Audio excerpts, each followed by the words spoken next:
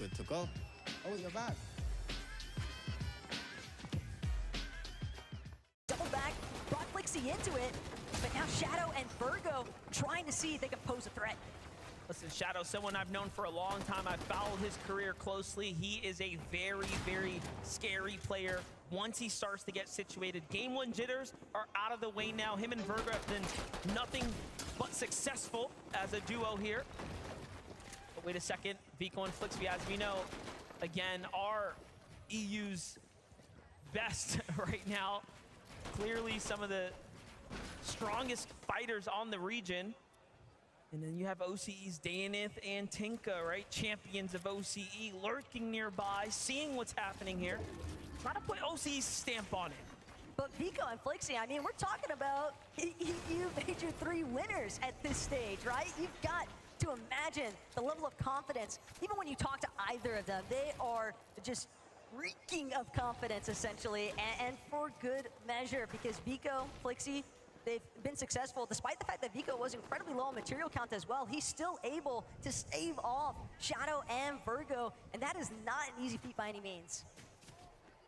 Jumping to the other side here, Dukes and Sphinx trying to figure out what's happening down here south on the zone as things are just starting to develop. Clearly shots are coming in from teams in the distance. Meanwhile, Queasy has that high ground. Chap, though, lurking up, trying to see how he can possibly get involved. Teeny already sitting on the base for a moment there. You couldn't even tell. I don't even know if it's Queasy that's in danger nearly as much as what it might be Thomas HD when he tries to work his way back towards the surge base he has with Queasy. You can hear the Monarch pistol, shots flying out overhead. Thomas making his way back towards him, but he scouted it out. Managed to throw up a wall just in the nick of time. Queasy also on high alert now. But Chap, Teeny, they've made enough noise. Other teams in the distance actually trying to take side shots at them. Gotta respect Thomas HD's ability to not only see them and react faster than they can land a shot on him, but to also get up to high Cost ground them nothing, too. before it was too late. And look, they're gonna just go ahead and get off of there. They're like, wait, that team, they wanna fight? No, we don't need that. They give them the respect. They back off the restored reels. They play for center zone now. And this is a very, very good early rotate to go ahead and find a new position here, find some new real estate, if you will. Meanwhile, at the Grim Gate, we have another Rise in Yuma coming out of Asia,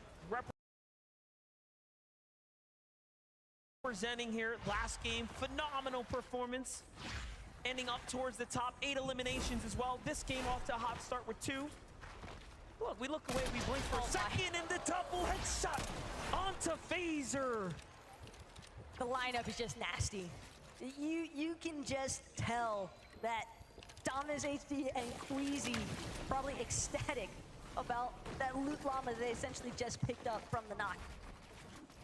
Yeah, I don't even know if they want to cross over to pick up the loot at this point.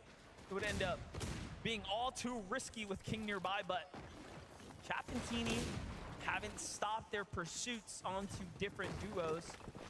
I'm feeling like maybe they're not getting enough tags in these fights. It can also be so disorienting to other teams in the lobby when you're dealing with the likes of Chap and Teeny, because they're just barreling down onto anybody that they encounter. They could care less about the caliber of player that they are dealing with in the process. All they want at the end of the day is the points from the eliminations and to clear out the space to make sure that their rotations maintain their smoothness. But Yanis, layer below, Chap and Teeny are currently boxed up, and they are not the only ones. Kremsu, Clone, lurking overhead, Persa, Ed as well. Close enough that they could definitely tango if they wanted to. Chap and Teeny, 130 below.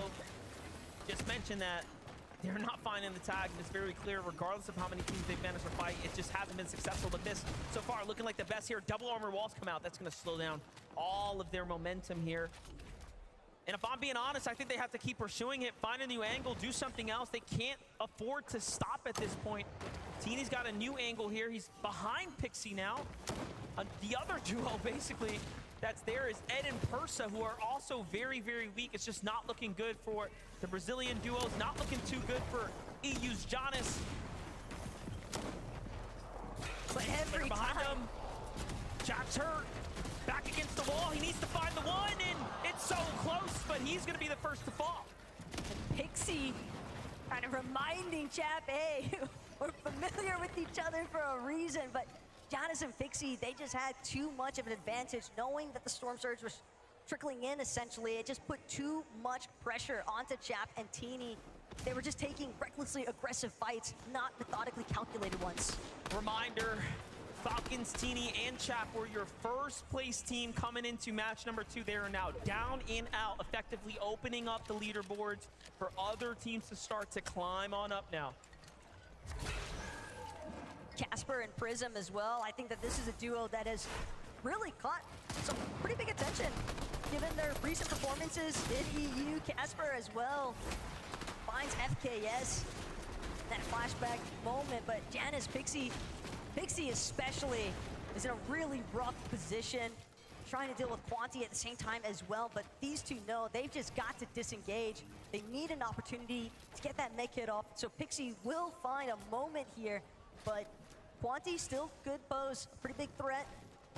All depends on how Janus and Pixie actually choose to leave from this current position. Take a look at Epic Whale Muzz right now. Also below the Storm Surge here, they just need a little tag.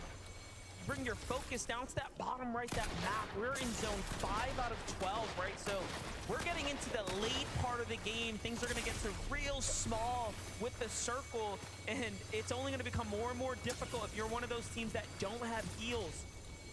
The problem is when you're also a team like Muzz and Epic, you had the shield, you had the white heals, but you're losing all of it because you're just underneath that Storm Surge. Finally, they'll manage to catch a break in the form of damage.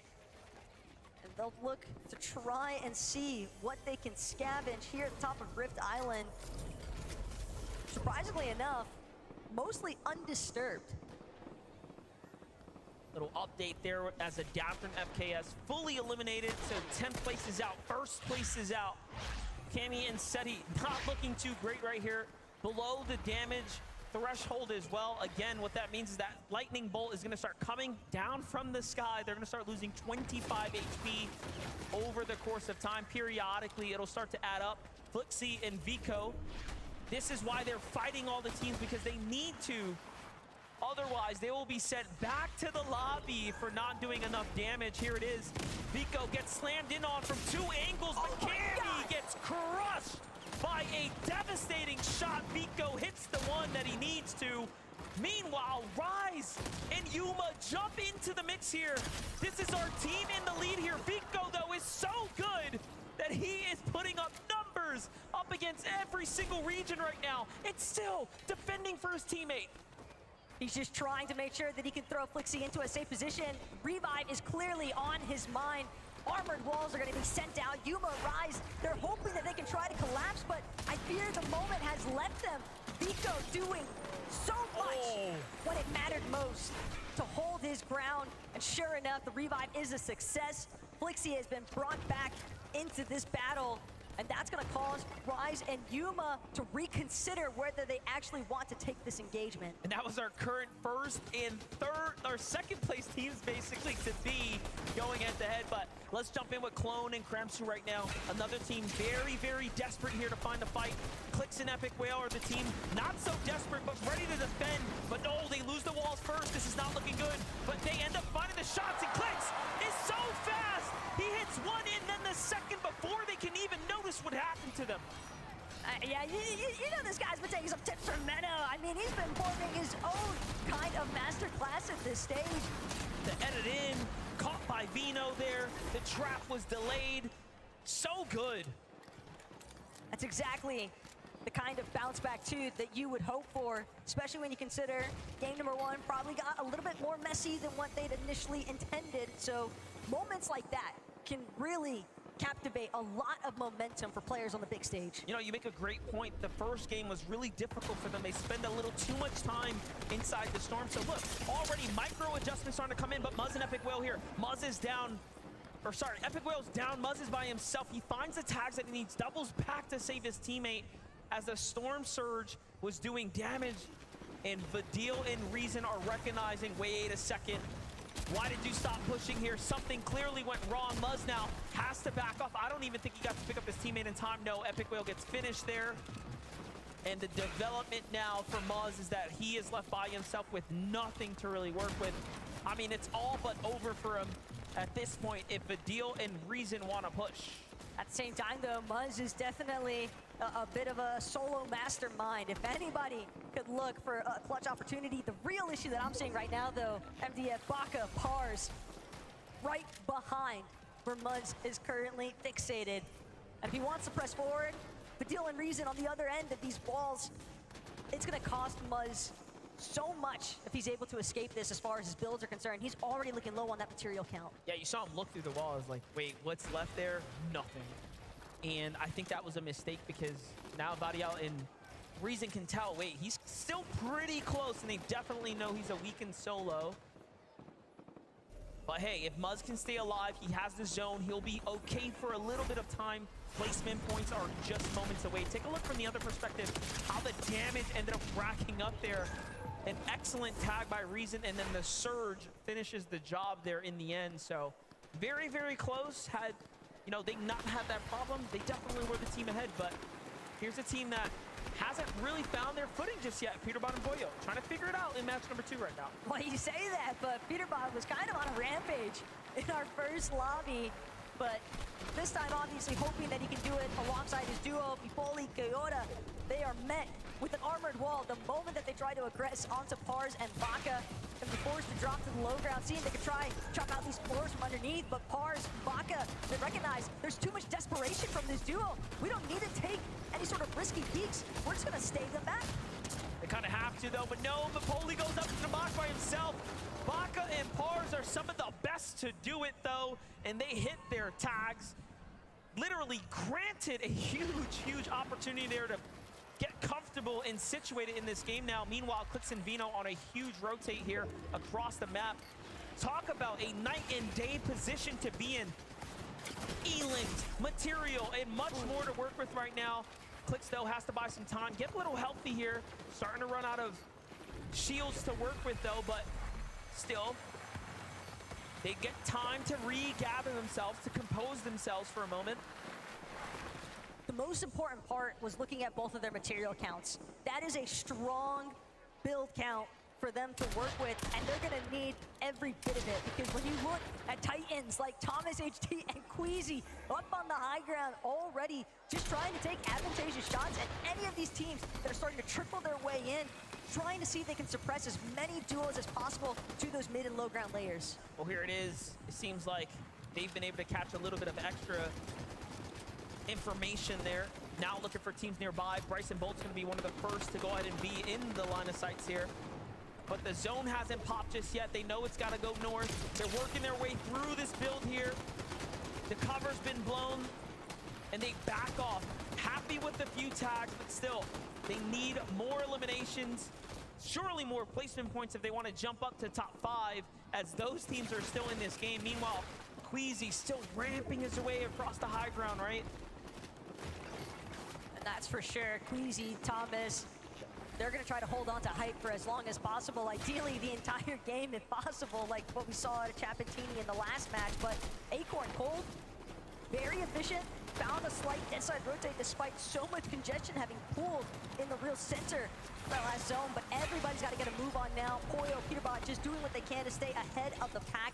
That reveal medallion as well, going to help them pinpoint some of these solos that might be running through these pre-existing builds. Yeah, those extra layers right there. But look at this, Clix and Vino catching up with a tear there.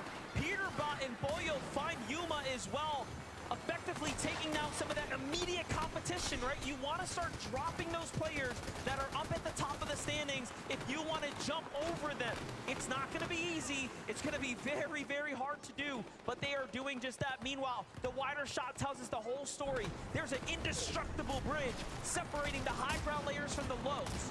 And Pico, Flixie, they didn't manage to find the victory royale the way that they would have hoped in match 1, and now staring down their own demise here. Flixie gonna get knocked. Vico not gonna have an opportunity either to recover this one. Just too much pre-existing pressure. But Peterbot could go massive here. Acorn's gonna get caught out, and Peterbot gets the shutdown. Oh, but someone comes from behind, and down goes Peterbot. Just like that, it's Cold to the rescue basically here. making up for lost time there. And at the end of the day, the real winner here is Cold. He gets more placement points. He gets to heal out now and kind of wait this one out. Meanwhile, Clix is still alive here, working his way through the game. Queasy and Thomas make their way up to the Rift Island. They are looking better than ever. There is so much material to farm back up here as well. It's looking next to impossible for anybody to try and effectively challenge for high MDF, but we see great things happen. Clix, on the other hand, alongside of Benno, they're going to fall back to back. Trulex and Chicho now seeing if they can try and finagle their way into that top leaderboard placements, but Deal's going to be the next one they knock. Reason forced to play this one out as a solo.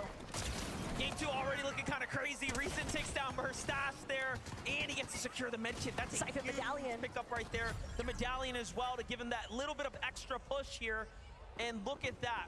Of all the players that came into this game inside the top 5, Chicho and Trulix are one of the only ones standing here now. With 8 eliminations, they have ran their way up the standings and put themselves into this incredible conversation of a team to look out for right now. Rise and Agers, a great performance. Bugha and Rapid show up and get put down, and now it's a top 3, but it's just Pars and Baka down here. Queasy and Thomas have all the time in the world. Queasy and Thomas are sitting like kings right now at height, just watching all of this catastrophe unfold underneath. Chicho, Trulex, they know they've got to deal with this team on high ground. All you see is the armored walls stacked in the sky. Trulex gonna opt for the medkit play instead, hope that he can outlast Baka in the process. But again, at the end of the day, he's just staring down Queasy and Thomas on height. They're starting to look down here. They're starting to put some tags in. They see what's going on. It's just a matter of moments. 8 eliminations for Queasy and Thomas. They look up, who's trying to land on us? And of course, it's the one and only coming out the storm, Baka there, who just went with a desperate play. Meanwhile, Trulex down low. If he starts to focus in here, he falls so fast. And Baka has high ground now. This is a little scary, but the tag is so good for Queasy. And the incredible part about it still, MDF, Queasy already had the record for most victory royales in FNCS finals, but he extends that from 25 to now 26 with this last victory royale. Incredible stuff. I want to hear more for what Adam has to say. That's right, yeah. Would you please give it up forward for Thomas HD and Queasy? Hop up for me, fellas. Everyone wants to see those faces. Let me see those faces. You know, 8 eliminations, a great start to proceedings there. Queasy, I mean, what is it like playing with someone like Thomas? He's got the eye of the tiger. He sees things that no one else sees. I don't have to worry about Surge. I literally did like 200 damage that game, and we were 600 above or something, so it's pretty easy. I mean, Thomas, you've been there. You've got almost every single T-shirt, but the FNCS Global Championships, that would be the icing on the cake. Game 2, it's now yours. What have you felt out there so far? What do you feel in the lobby and players around you that are kind of causing you a bit of concern? I mean, it's like really nice to play on the stage again. Like, we only have like 2 lands a year, so yeah. I'm just happy we won a game, like, and we can prove ourselves finally. I'm seeing as well, Queasy. I mean, there's a lot of fans out here. Hey, you got cheering you guys' names all the time. Let them hear Fort Worth, Queasy and Thomas HD. Let them hear you. Come on! Right, compete as well in front of an audience like this as well. Obviously, there's 10 games left, but are you embracing every second of this alongside your partner? Yeah, 100%. I mean, I got some important people in the audience that told me that I should go hide and not die, and that's what I did, and we won the game. Okay, I'd love to see it. And one more time, would you please, Fort Worth, give it up your Game 2 winners, Thomas and Queasy! Doesn't that feel good? Doesn't that feel good here in the Raw? You guys have been amazing. You guys at home as well have been fantastic. A quick break from us again here on the main show, but do not go anywhere. There's loads more coming away. 4 more games today. Don't go anywhere.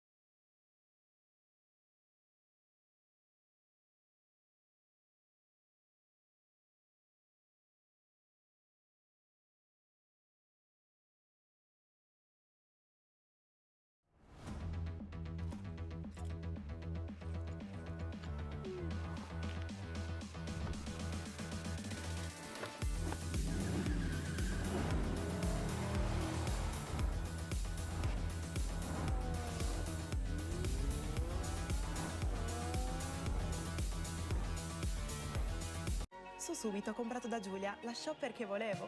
Con la protezione acquisti l'ho presa senza pensieri. Top! Subito è la community che sa come farti felice. Scarica l'app. Big day today. Got everything you need? Classic bandana. 6 sneakers.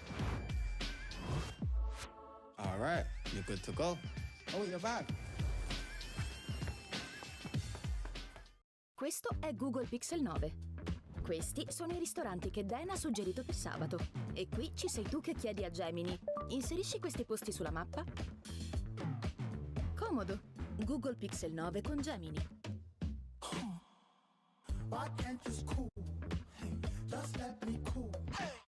Something tropical. Soft summer breeze. An easy escape from cops. Because your safety is our priority. I can throw in a really big axe. Free tattoos! You can explore 1,000 different places every day, dog. Make sure it's with the Republic of Gamers. For those who dare.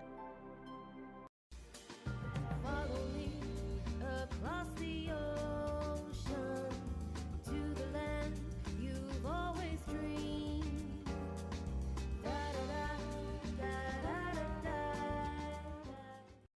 È proprio fissato con sti annunci immobiliari, eh? Ci tocca uscire! Con Immobiliare.it ti basta salvare la ricerca e attivare le notifiche. Così ti avvisa Immobiliare.it appena escono nuovi annunci. Immobiliare.it.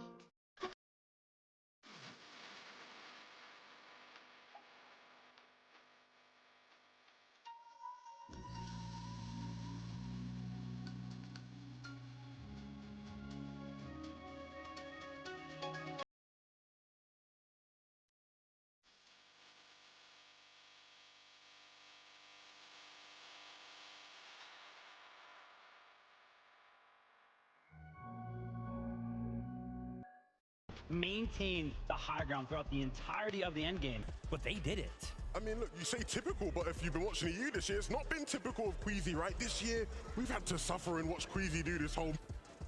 We're willing to see him up on height. I think everybody expected to see them sort of be playing on all sorts of layers today, but seeing them up there, right, they looked comfortable. They looked like they're in their element. All throughout this game, Thomas HD, another level when it came to shots he was able to hit, and you saw them just wiping out people below in this game. A top game from Queasy and Thomas. Just wild to consider, right? Like, the fact that they took height around like 8th zone and they just held it, and no one thinks about contesting them. They head on over to Rift Island, flying above. They're like, hey, we don't even have to build. And if anything happens, we've got launch pads out if something were to go crazy.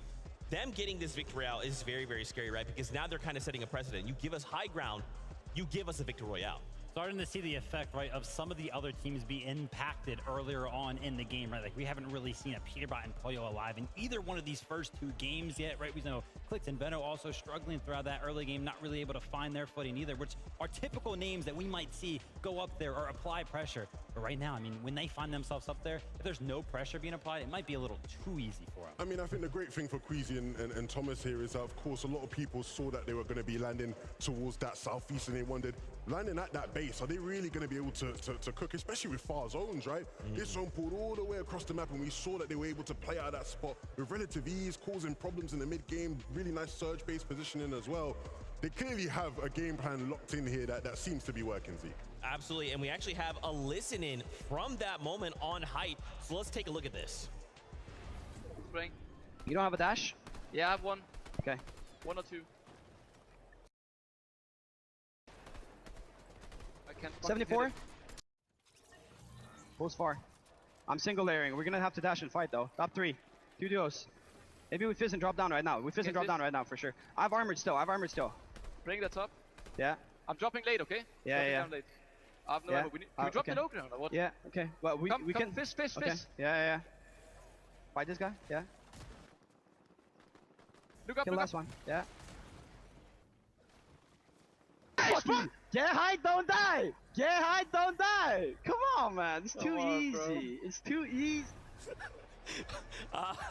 You heard it. Get hyped, don't die. That's all their concerns. Just two things. We got to do this game. And man, just to see and like get to hear those comms is really special because we kind of get a little sneak peek into how they're choosing to operate. So calm, right? Very little comms. They're not like, hey, we're top 2. Don't freak out, don't panic. It's just like, hey, here's the information. Top 2, let's drop, let's do this. I mean, it was a great example of just the dynamics of that team, right? Queasy with very clear communication, that strong leadership. That's why he's considered one of the best IGLs this game's ever seen. But still having the trust in Thomas. When Thomas made a call and said, I want to do this, let's do this, following that and sticking to that, committing to that, great teamwork. Resource management, planning out the rest of the game before it even happens. But that little thing that I saw at the end there, you saw Thomas, he was editing out the floor. So that way the tarps above them actually would fall, right? They would break away. So that way Baka had nothing to kind of land on that was actually inside of the zone. Took away every single advantage possible from the competitors. Those little things, right? Those little nuanced decision makings, so incredible. We saw there in the first place. Trulix and Chicho in first place by a massive margin there. And to think in this, they picked up 8 eliminations, right? So remember, we don't always need the victory royale. That helps, but if we're placing top 3 with 8 elims, y'all better look out. Listen, me and Levin, we were sitting down in the practice area yesterday. Shout out to Reed. Was having a little bit of a conversation. And he was like, Trulix and Chicho, they're just so annoying. They just build ramps up. They get all of the storm surge in the world. It's just so random. And to see them make it into the end game is really no surprise when you kind of take that sort of strategy into account. I think the big surprise here for anyone that's familiar with Trulix and Chicho is they're not the type of team you want to see or expect to see having 9 eliminations, right? These are low elimination players. They play out their mats really well. They play out their med kits like we saw them do there, right? Had the 3 med kits. Once they ran out of the mats in the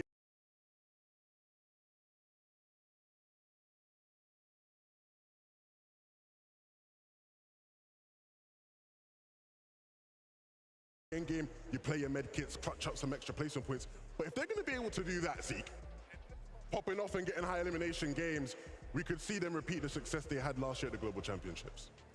That is so crazy. And a final thing here to call out Peterbot once again in a situation he's left as a solo. This game, though, was a little bit different from them. They were kind of in shambles there, which is a little bit uncharacteristic.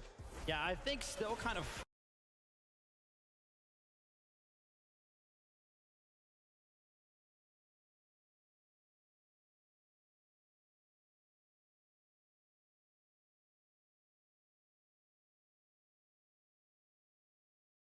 a little bit of struggles led to some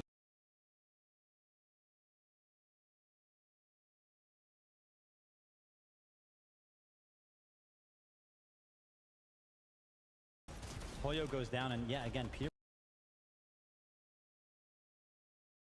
kind of seen those performances throughout the year. Pulls out the enough points to kind of hang on. The worst it gets.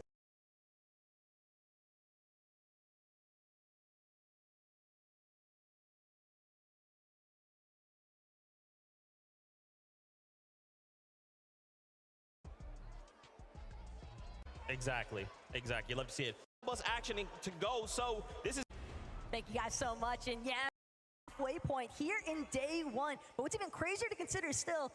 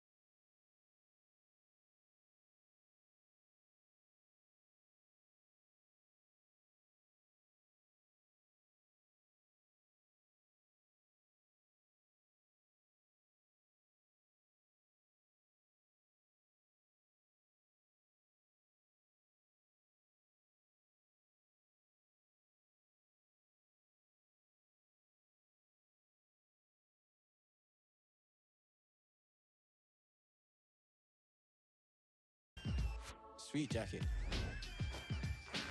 All right, you're good to go. Oh, you're back.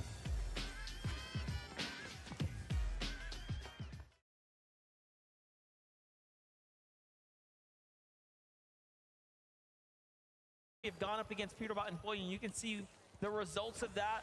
Not very good for Trashy at the moment, but Man City Threats, if it's one thing that we know, is that he's a veteran of North America.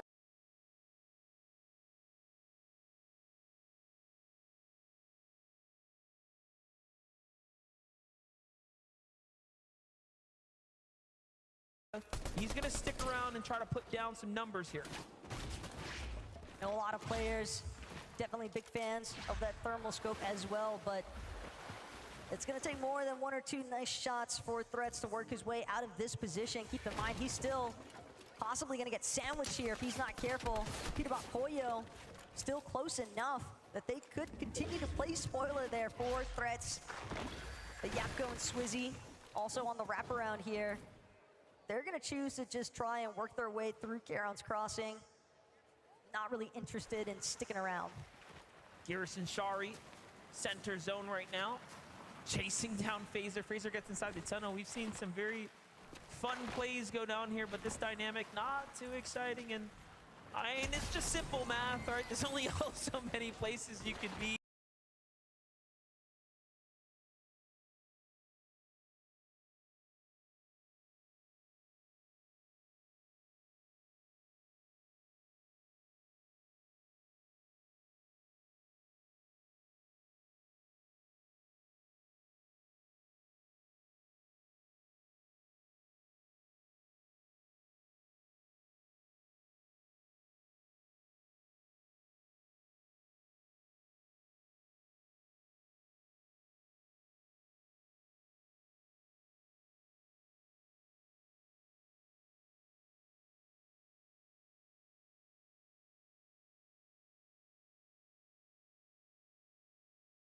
Vico, they have to make up for that shortcoming in game number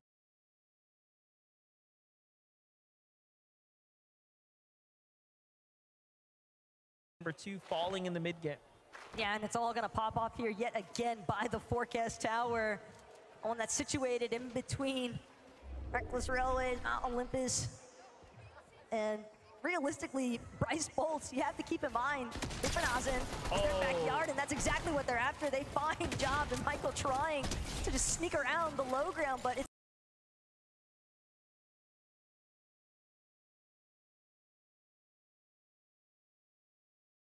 not gonna work this time as Bolts and Bryce find their first elimination. That's a nice amount of surge damage as well, so they can afford now to stay engaged in this fight for the Forecast Tower in comparison to maybe Vico Flixie, depending on what their surge tags might look like. Yeah, and you know, Job and Michael had that strategy. They were to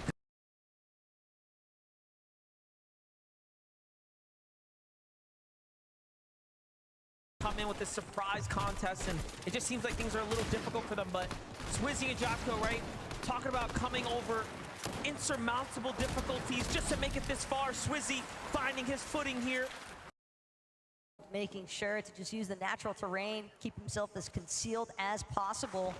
But again, Flix and Veno are more than aware of just how much attention the Forecast Tower is bound to draw towards them and their initial rotates. But it seems as if Veno and Clicks were a little bit more fixated on trying to deal with Shari, Giras, but now having to look back because of the tags that came into play from Fold and Acorn, and Sherry probably a little bit happy about having some of that pressure alleviated temporarily. I saw Vino saying, wait, is that a solo rotating back here? So he's a little bit more keen now to rotate towards that duo.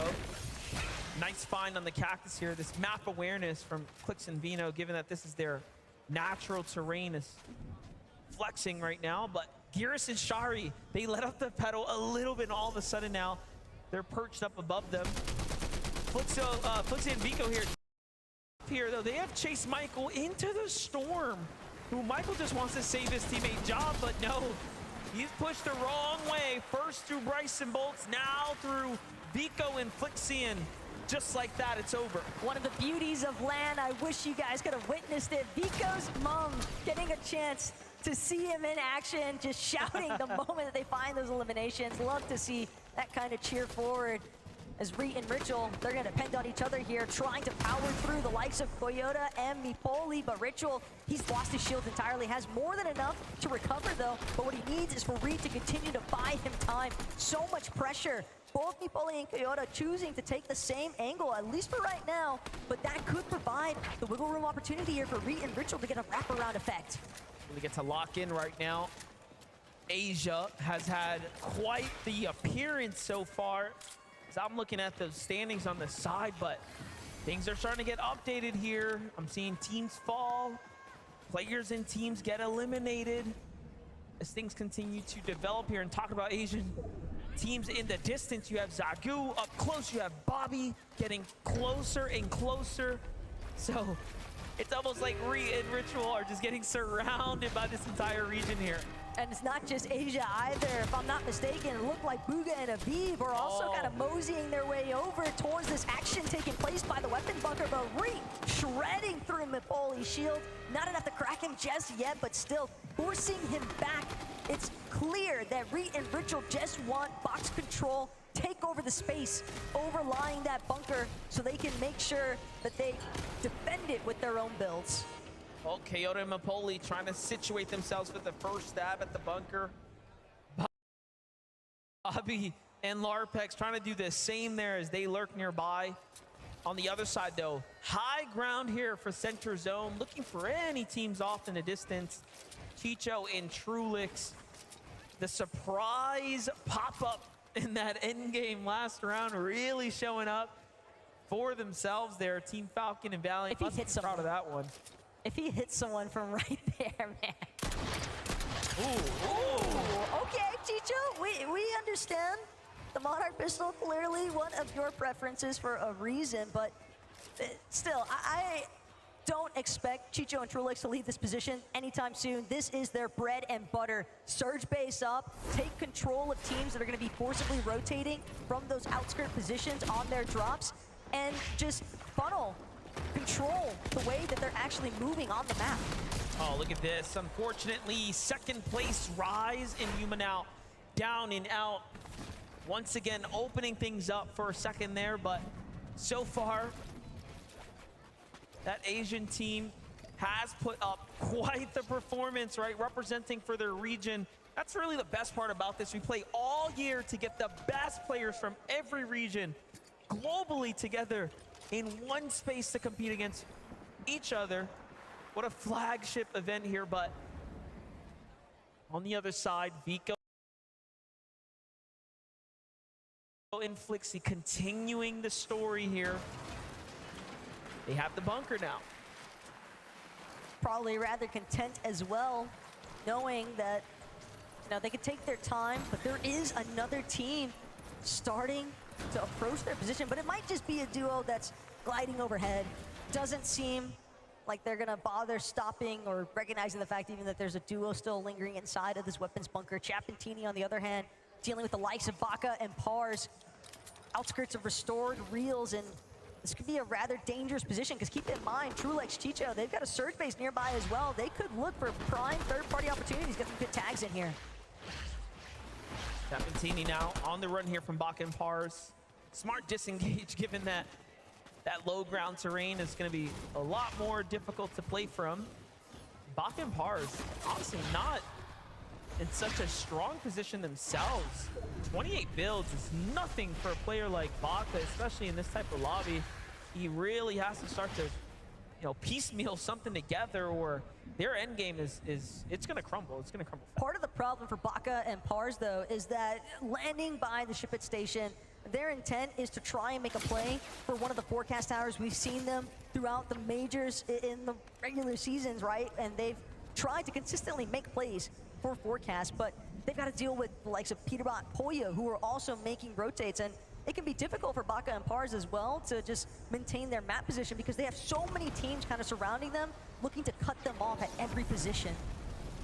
Although it's only game 3, I do want to hit the VODs and see what's going on with Batman, Bugha, and Rapid there, as they haven't quite really popped off up to the expectations. But hold up, Rift Island now officially secured by Baka and Pars. This is honestly a very, very good pickup here if they, of course, can get the loot, but an elimination would be even better. Teeny gets hurt in the process here. Chap secures the high position here in defense for his teammate. Singles out Baka. Baka down to just wood builds. They need to get some of the outskirts here. And already Chap and Teeny secure the center of course, what will be the cache, right? All the loot that's gonna go in and spawn out of that. Capture point could be a really big advantage here for Chap and Teeny as well. Bakapars recognize more than anything else, they need to try and rebuild their material count. Granted, Rift Island can definitely provide, at the very least, ample amounts of bricks, but that's only if they're not disturbed in the process. And seemed as if there are a couple more duos trying to make their way towards top of the Rift Island. Veno Clix also still hanging out inside of the Storm. Comes as no surprise, though, really, when you consider the fact they like to stick in the Storm a little bit longer than some of these other teams.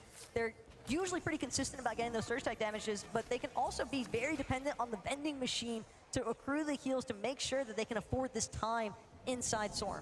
Vending machine makes a massive difference. Bunkers make a massive difference as well as far as having the heals to string together a strategy like this. Cammy and Seti clearly have a stronghold on their area.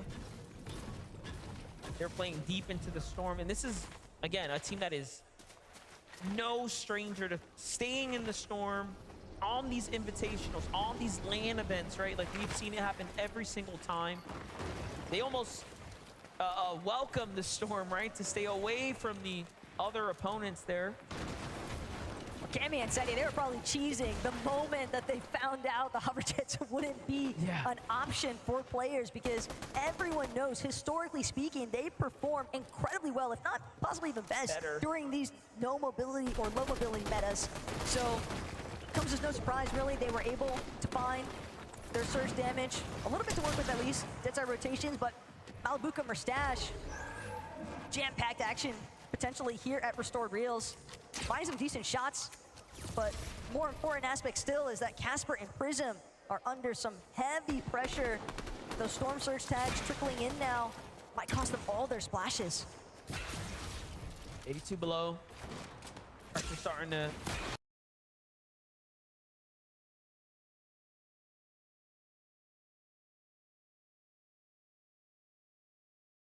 rise here. Giannis gets pushed in, drops down to low ground, just letting the Storm Surge kind of do its thing here for now. But Casper doesn't stop. He eggs on solo here into the wall of Pixie and Giannis. We've seen what happened to duos before. It normally doesn't end well. Malabuka and Merstash also lurking nearby, hearing what's happening here. And again, you can technically out-sustain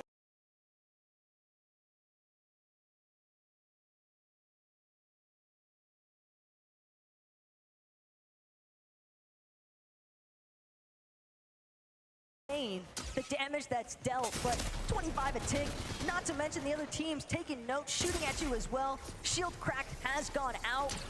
That might be the go sign here for Giannis and Pixie. They recognize the fact, though, this duo looking a little bit too desperate for him. Merstash Malabuka instead gonna strike from behind. Casper, Prism, they were so fixated on Giannis and Pixie, they had no idea the real threat that awaited directly behind them. Yeah, now Merstash and Malabuka have nothing to worry about. They have so much damage. The refresh is there. They're going to be fully focused in on likely getting to the new line of the Storm here shortly. And they saw, like, you know, this team was fighting another team, so clearly they're very much aware. But wait a second, Pixie knocks on the wrong door. This is a full duo. Little did he know, he was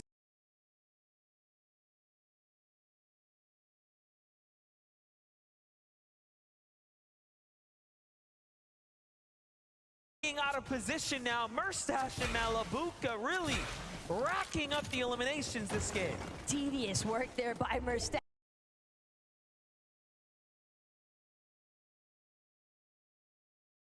That they were able to separate Giannis and Pixie in that moment. Keep in mind, he'll try to do what he can, but yeah, that is just some very tactical play coming out of Malabuka and Merstash. Their chemistry definitely aligned. Dash, they know it's a solo hidden somewhere amongst the rubble of these pre-existing builds. Pixie trying to hope that he can maintain a little bit better position, but he's just getting shredded. The builds are not going to withstand all the shots coming in. Malibu Nation, 807 damage above as well. They can take their sweet time now on the rotates. And you see the Casper, it's a huge shot there in the replay.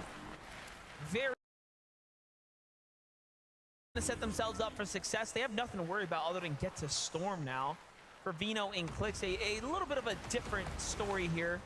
Still a successful game nonetheless. 2 elims, plenty of material here. However, the damage will start to become a problem soon. But talk about problems here. Kanata's got a big one. He's got XZ Trashy on the other side of the wall. And no teammate, Cooper, who is the returning champion from last year, paired up with Kanata right now. Watching Kanata having to root from the sidelines. Yeah. Skeletonized at this point. All the walls practically facing them, but Kanata has done a decent job, at least at forcing Trashy back. And in fact, Trashy so low, Kanata not right elimination just yet, but he's hunting it down. Trashy just hoping that he can buy himself a little bit more time, and Kanata's got to be careful because Queasy and Thomas. We already know Queasy and Thomas have the confidence coming off that last game. Big rotate coming out on the other side, though. It's Agers and Rise who are on the move right now.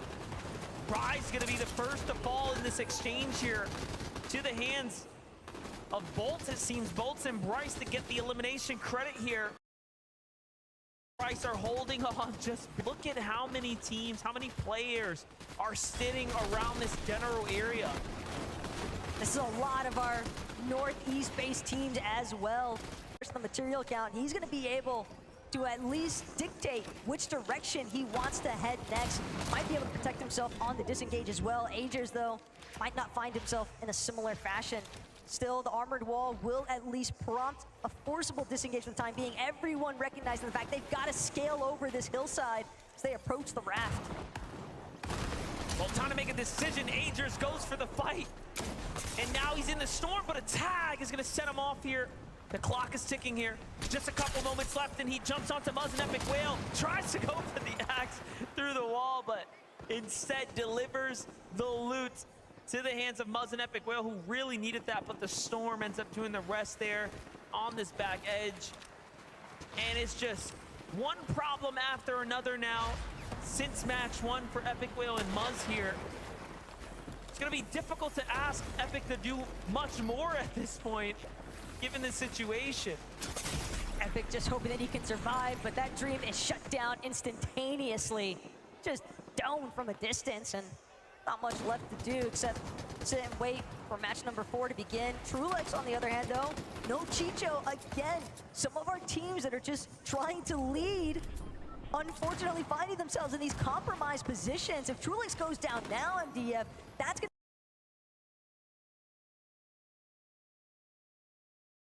Yeah, definitely will set them back, given that they set themselves up with such a strong position now after a little bit of a lead. But how long can that lead last when you have people like Peterbot and Boyo putting sights on you?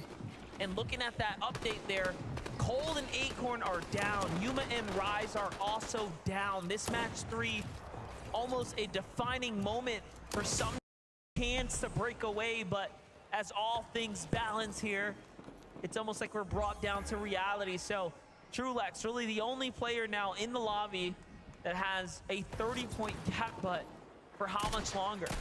He's just trying to stay as concealed as possible and hopefully connect. An elimination, really? Yet again, Dukes now forced to play this one out as a solo. His box gonna get collapsed upon. Pico, though, loses Quixie. Another one of our teams in the top 5 wiped out. That is actually going to be very, very important for everyone who's on the bubble now, looking to jump up into that top 5 spot. And even better for the likes of Peterbot and Boyo, who are very much there. Thomas, HD, and Queasy, who have been running their way up the standings here. Look at this late rotate, allowing them to have this much visual. Not even need to build walls on the side is a sign of confidence on its own.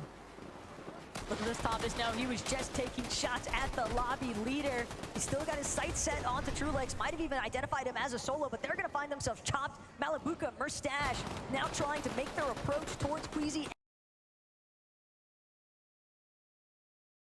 They're currently sitting inside of top 3, third place to be specific, and they're going to instantaneously take over the hill. Prime position, also catching shots, tags, connecting onto Queasy. But the hill height is the real W here. Well, I hate to call it early, but it is not looking good for the lobby if you're rooting against Peterbot and Boyo right now, as they've got themselves the natural elevation, the material count, and the base already set up. Meanwhile, Queasy finds himself in a bad rotate there, taken down. No Elims earn this game. No chance that Thomas can survive there if he doesn't fight his way up. He doesn't even have mats here, the shield bubble, the saving grace, but also the flare to the lobby. Hey, I'm over here. There's only so much that Thomas can do from this current position. And first, he's got to break through Yapko and Swizzy, throws out the shield bubble. It's his last hope at this point, hoping that there isn't a duo underneath him, but unfortunately, he won't even get a chance to reconsider where he wants to go next. Peterbot and Boyo more than content to take the shutdown. And they're the team up top, looking down on the rest of the lobby here. Other NA players still here, Reet and Ritual. But you have EU's Huddy on the front side with Kovacs there. Peterbot looking down, putting tags onto the roofs of these builds. Huddy and Kovacs have 7 eliminations, but very little material now. It's gonna get super scrappy now. Top 5 here though, as they've managed to nearly fight their way into a top position now. But things are slowing down. Everyone really thinking about what the next move's gonna be, what's best for their situation here in the tournament. Merstash, Malabuka look up, they say no. Peterbot and Boyo are still there. Huddy and Kovacs, they're actually gonna opt to play from inside Storm. Now they're gonna make their move, but they're so late on this rotate. Peterbot and Boyo are bound to catch wind of this. Immediately the shots rain in. Kovacs trying to scurry around, but he won't escape. There's too much pressure. Another duo life getting flamed here in the mix. Merstash, Malabuka now caught wind of Reet. Unfortunately, front side of zone is not going to be controlled by Reet and Ritual much longer. Yeah, and they did all that for a top 5. Things have gone here because everyone wants placement points, but the problem is now you're giving Peterbot and Boyo so much more time to decide. Ritual still trying to work his way through. He's crouching, he's breaking the builds, but Peterbot and Boyo MDF, I hate to call it early, to take over here. We have something to say about it. Currently contesting Yapko and Swizzy. This could be a massive refresh for builds. Swizzy and Yapko, 8 Elims. What a lot of gas in the tank here to work with, but a strong defense there. A great tag onto Merstash to go in and set things up, but he steps in now. It's time to throw it all down. It's all or nothing. Well, Peterbot and Boyo jumped down from the high ground. Goes to them. Merstash is down. Malabuka.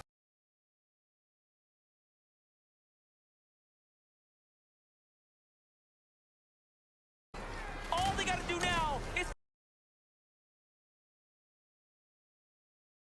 than ever's gonna get one. They just need the second now.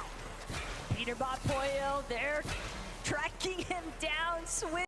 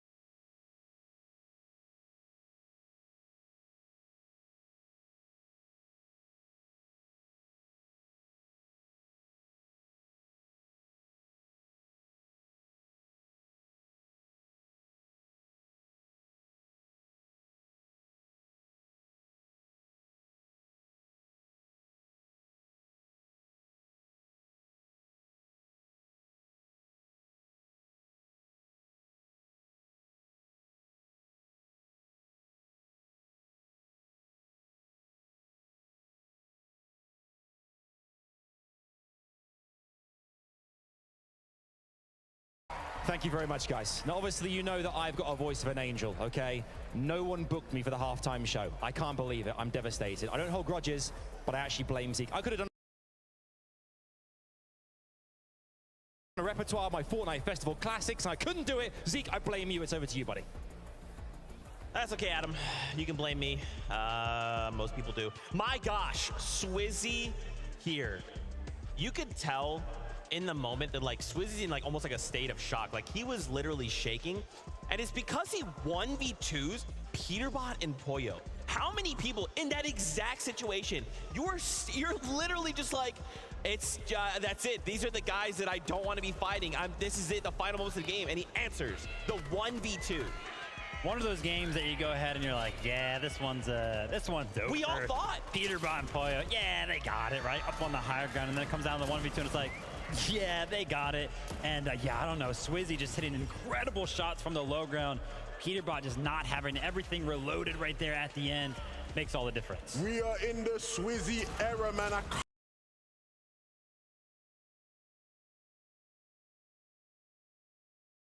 can't believe it's taken us so long to see this player on the big stage, and if this is what we've been missing out on, oh my goodness, I can't wait to see what we have in store. This guy has been performing at the highest level of Fortnite for about a year now, right? We saw towards the end of last year in Chapter 4 just how impressive he was when he won FNCS with Putrick. We wanted to see him at Globals. Unfortunately, we couldn't. Even this year, they qualified. They've been dominating EU. We couldn't see him with Vanya, and we thought, oh my goodness. I mean, cool, we get to see him, but it's not going to be the full power duo we thought we would. But Swizzy and Yapko been looking good, man, and Swizzy in particular, shining as always.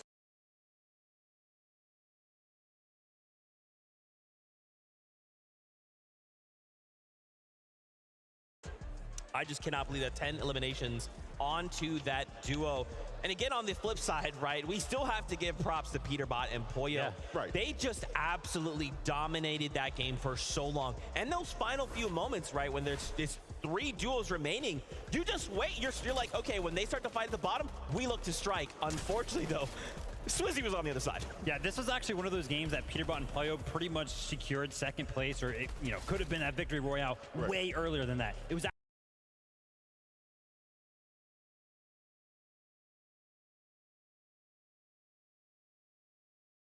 east of Grimgate, but then the zone pulled southwest. It pulled all over that green river that gave everybody the dashes. But the difference there was that Peterbot and Pollo, they actually saved those dashes for 9th zone.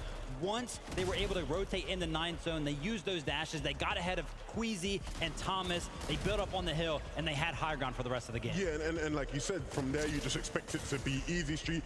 And for the most part, it was. Unfortunately, those final moments, we know just how tough they can be. But it's such a great sign for Peterbot and Pollo. Right? We just talked the game before this about how, look, those games we saw earlier are probably some of the worst games we'll see them have, and yet they were still racking in big points. It only gets better from here. Yep. We gotta take this to a listen in from those few moments because that was just a crazy run from Peterbot and Pollo. Let's take a look. All right. We can get all left and get height. We can get all left and get height. Come.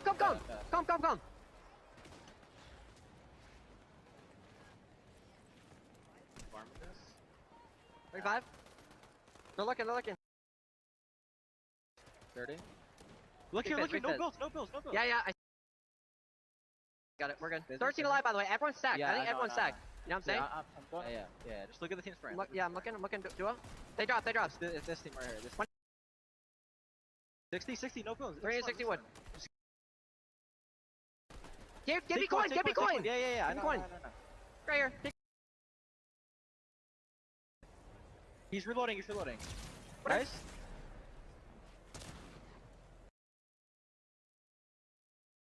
Always great to actually listen into the comms. 11, we were actually having a conversation about Peterbot's comms. You were listening to them over at EWC. Compared to there, what's the comparison? I mean, at times, right, in some of those games, you maybe was getting a bit quiet. I remember some of his teammates on the key, they were complaining, you got to talk a bit more to us, Peterbot. The communication, much more in his element here on this big stage. Nice. I love to see there in those final few moments as well. In that situation where they made that beautiful little rotate up the hill, right? At that point, second place, they're gone. And now they're thinking, okay, we have an opportunity here. We can really look to pull away. And again, just kind of telling the lobby, we are on height. You're not going to get to play the game. But when we're ready, we'll go ahead and pick you all up at the bottom. Absolutely. And I mean, look, they're in first place. No surprises there. I think it's interesting how even with their success, if we're going to be critical here, I think we're seeing the effects of the whole Raft situation where they're not getting that whole POI to themselves. It feels like in some of the NA FNCSs this year, they would have gotten a POI like that all to themselves and been able to run with it, have cap loot. But the lack of loot, you'd argue, means, again, he doesn't have as much ammo, he can't spray as much towards that back end. When he runs out of shotgun ammo, he can't switch to his AUG, right, and use that. Small, fine margins, but it's, you know, causing a difference here. But if they're going to stay in first place, I mean, he's not going to be too bothered at the end of the day. I mean, I'm happy you actually brought up the point of the Raft, because that game we actually saw something a little bit different. First two games was very, very passive. No elims were kind of happening over there. But this game, Peterbot actually picked up Trashy very, very early on. So that could be the adaptation that they're kind of looking for to make sure they just get that extra little bit of an edge coming out of the Raft. And Cammy, right? They also find another impact over on Cammy to just disrupt them and their plans. So just crazy. Malibuca Mustache as well, third in that last game. Dude, I don't know. Like, think back to game one. Malibuca Mustache just had this horrible game. They're just shambles the entire time. They're going down in zone. They're picking each other up. And now they come out swinging third place with just an unbelievable performance. Well, Malibuca and Mustache, that game number 3 right there, they actually took it to Alex Noir. They elammed them very, very early on. But they didn't leave their POI. They did not leave reels at all, right? It was remained in the zone. And I think they picked up like 3 more eliminations from the POI alone, just picking up stragglers, picking up rotators. So awesome to see that they're very, very familiar around that POI, so much so that they can find elims even later on in the game. I mean, when you look at Comp Fortnite this year, Vivid, it's been a matter of surge basing here and there. Yeah. That is not Malibuca and Mustache's game, right? They want to go into places where people are going to rotate into them, and they want to fight people, and they did that so expertly here. And it felt like a vintage game for them, even towards the end game, right? Just causing havoc on lower layers is what they were always known for doing. And so it's great to see them in their element here on LAN. I wanted to call out their 6th place Chap and Teeny. We see them just go up a few points there. They managed to fight that Rift Island, fight for that Rift Island and claim it. But we did not see them in that end game, right? Think back, they won game number 1, and then it's kind of, they're not necessarily stalling out, but there's something that is kind of keeping them from hitting these final few end games. What's going on? What do you think? Well, maybe it's the giant surprise of them not landing where we were kind of expecting them to land. They're actually landing over at the Nitro Dome, right? Which, you know, very, very like them to kind of just randomly land somewhere.